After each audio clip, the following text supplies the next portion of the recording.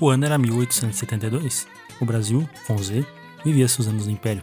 Seguindo a Constituição de 1824, o Brasil era oficialmente um Estado católico, mais especificamente o chamado Patroado, sistema pelo qual o imperador controlava a nomeação de bispos, criação de dioceses e outras questões administrativas da Igreja. Ao mesmo tempo, a maçonaria obtinha grande influência dentro do Império, tendo pessoas poderosas e a confiança da coroa. Porém, em 1864, o Papa Pio IX publicou a Syllabus Errorum, ou então em português, Catálogo dos Erros, condenando ideologias consideradas liberais, ou racionalismo, e também a maçonaria. Então, os bispos de Olinda, Dom Vital, e de Belém, Dom Macedo Costa, começaram a aplicar essas determinações papais no Brasil.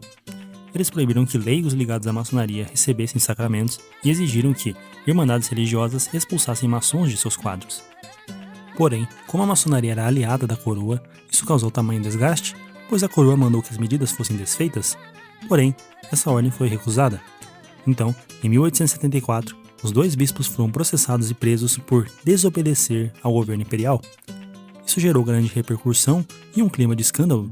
Os bispos acabaram libertos por anistia em 1875, mas a crise deixou marcas profundas. Essa foi uma das memoráveis vezes em que o Estado e a Igreja disputaram interesses, mas com certeza não seria a única.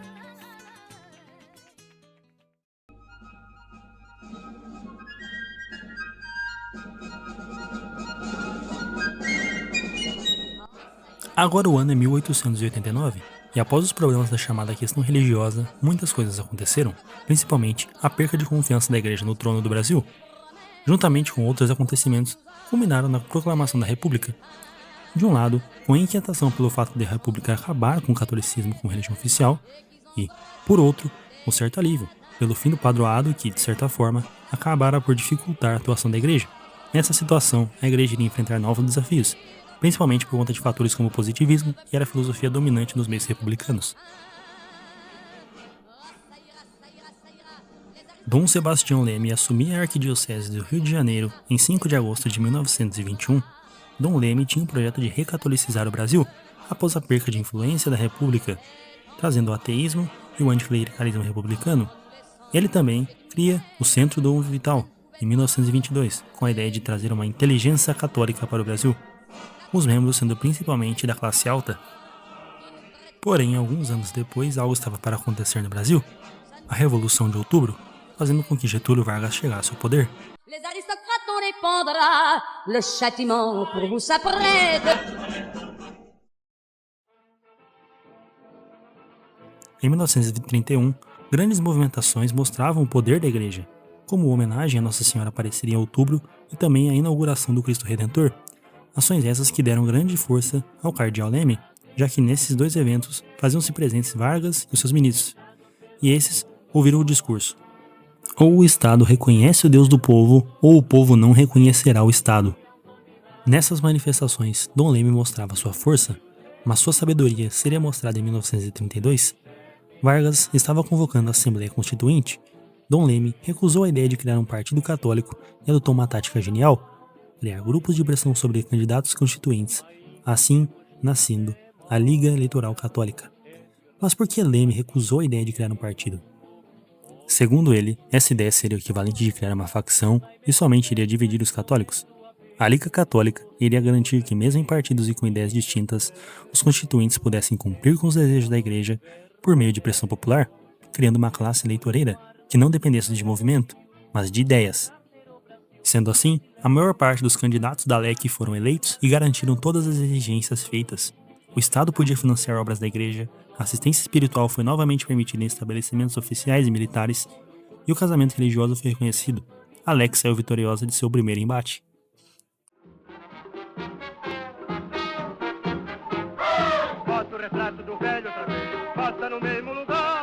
O seu segundo embate seria na democratização de 1945, e as regras eram as mesmas.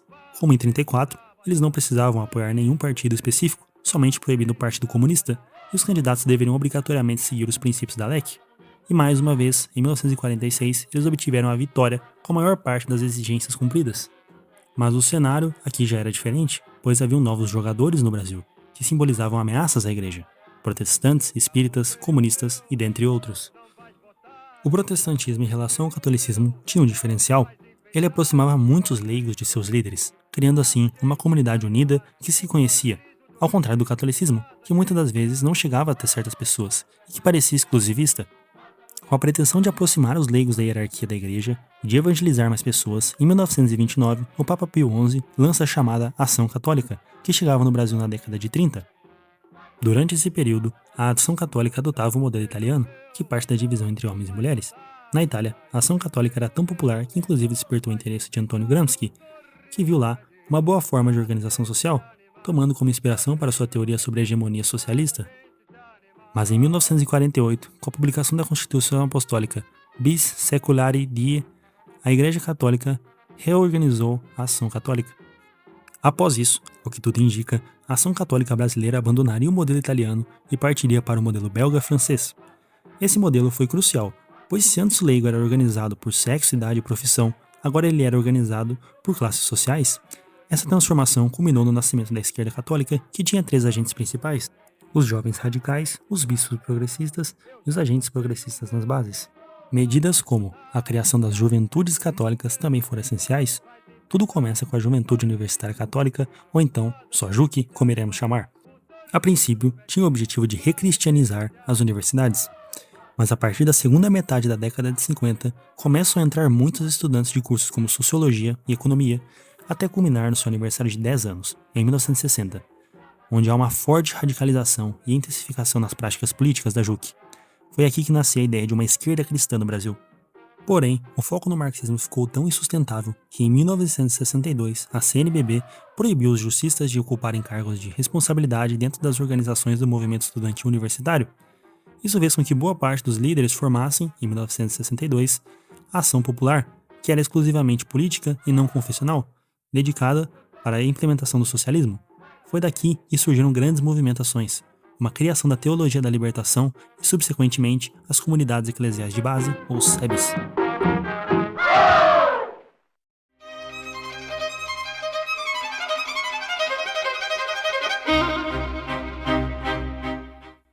O foco desse vídeo definitivamente não é a teologia da libertação, mas sim o PT e o seu projeto de poder.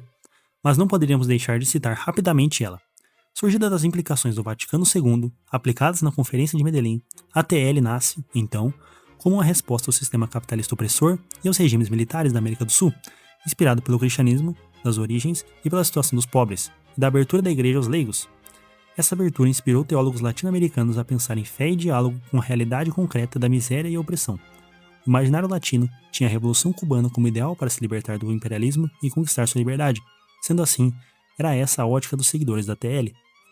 A partir daí, a teologia da libertação se consolidou como uma reflexão crítica que interpretava a Bíblia a partir da vida concreta dos pobres e oprimidos. Ela via a experiência do êxodo e na pregação de Jesus o chamado à libertação, não apenas espiritual, mas também social e política. Essa teologia denunciava as injustiças do sistema capitalista e das ditaduras, propondo que a fé cristã implicava engajamento pela transformação da sociedade. A TL também serviu como base ideológica e intelectual para a criação das comunidades eclesiais de base. Sobre as comunidades eclesiais de base, uma frase que a resume seria: a igreja somos nós. São pequenos grupos de fiéis, geralmente nas periferias urbanas e zonas rurais, que se reuniam para ler a Bíblia, rezar e ao mesmo tempo discutir seus problemas do dia a dia. As SEBs colocavam em prática a visão da teologia da libertação, a fé vivida de forma comunitária comprometida com a luta contra a exclusão. Mais do que espaços religiosos, elas se tornaram também centros de conscientização política, solidariedade e mobilização popular, preparando milhares de cristãos para a participação ativa na sociedade e, mais tarde, em partidos como o PT. Não há como saber o que veio primeiro, se a teologia da libertação ou as SEBs. O que se pode dizer é que ambas foram fruto de um mesmo contexto histórico-social, e que sem a legitimação intelectual dada pela teologia da libertação, as SEBs provavelmente não teriam visibilidade que têm hoje.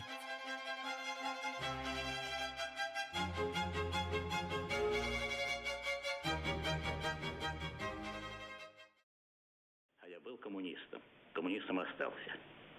И из партии не выходил. Никакой ты не коммунист.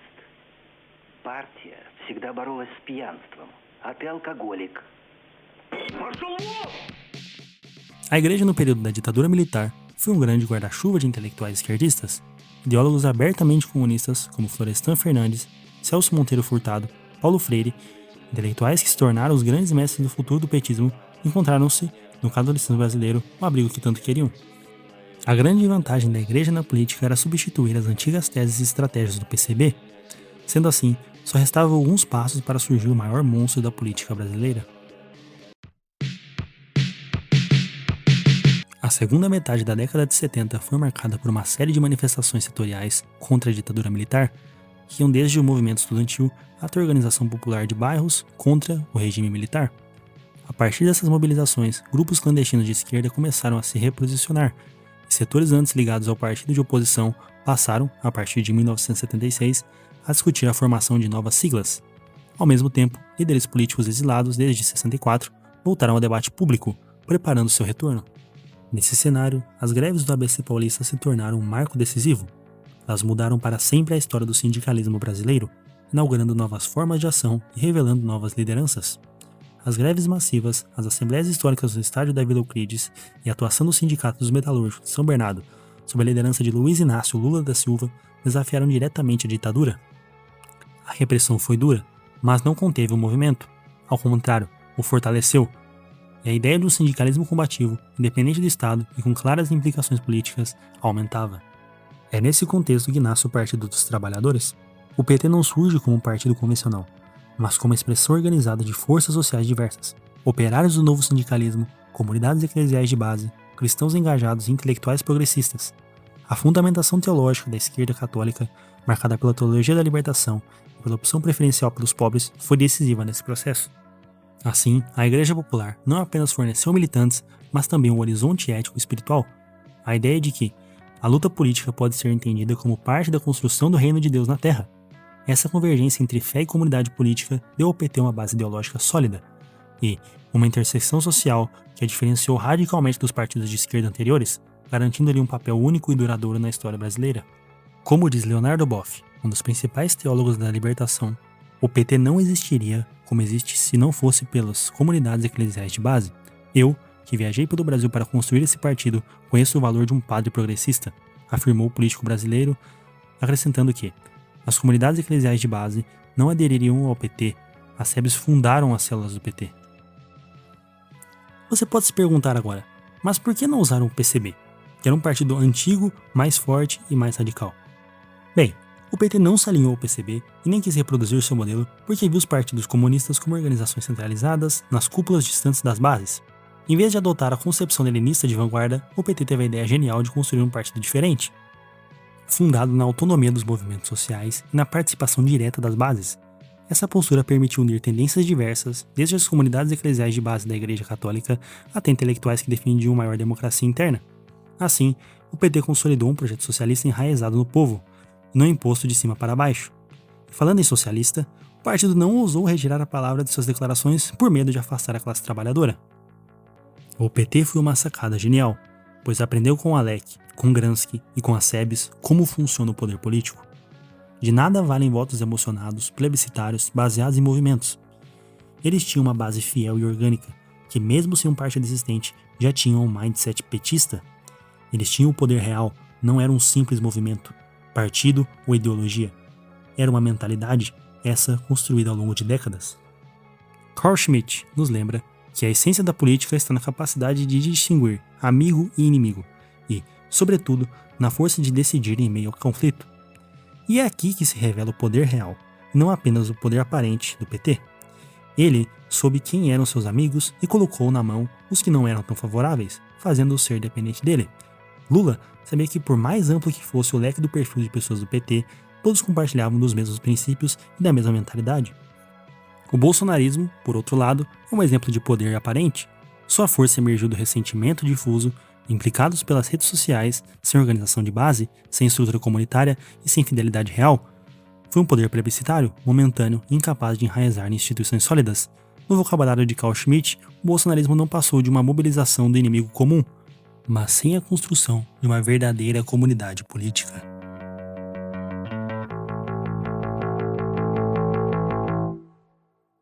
Enfim, esse foi o vídeo, espero que tenham gostado. E fica de exemplo esse vídeo para todo mundo aí que acha que quem vai salvar o Brasil é um movimento, é uma ideologia, que vai criar partido nacionalista número 5.000 não sei quantos e que vai salvar a nação.